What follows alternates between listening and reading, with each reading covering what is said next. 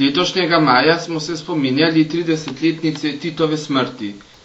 In medtem ko se nekateri spominjajo samo ene plati njegove sicer kontroverzne vladavine,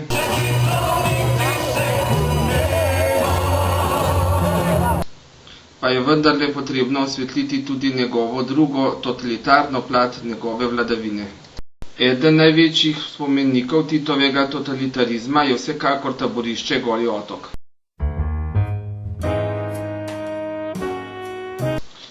In kaj meni o poveličevanju in ponovnem oživljanju Tita nekdanji zapornik na Golem otoku?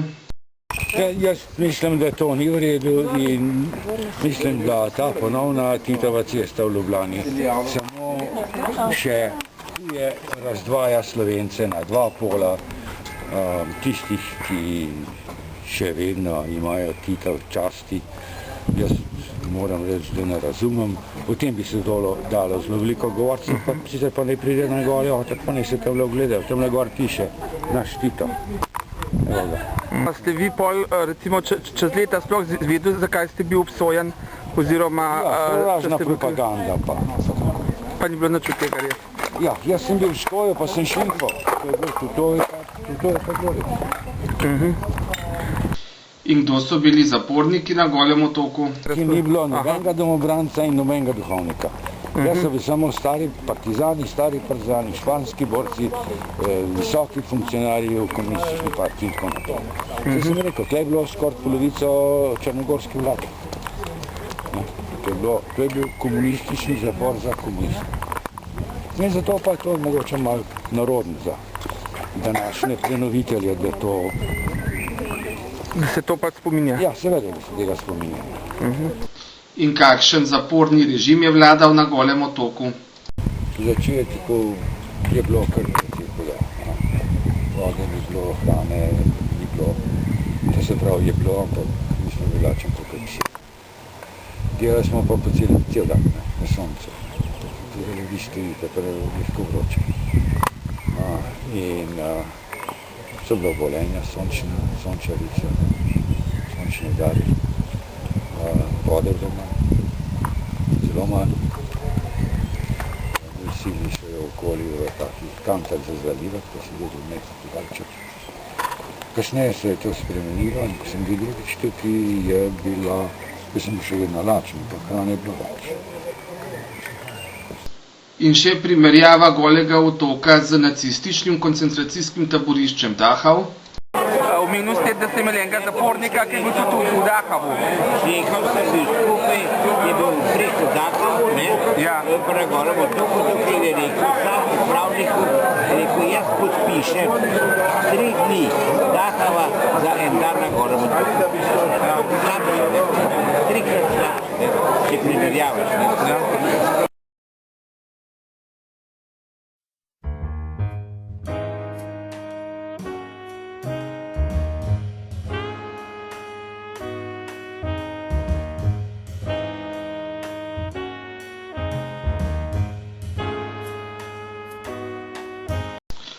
Pot do Golega otoka vodi najprej mimo otoka Sveti Grgur, kjer so bile v času Tita zaprte ženske.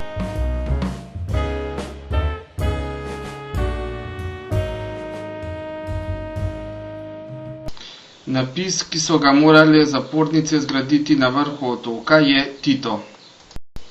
In sedaj moški zapor Goli otok.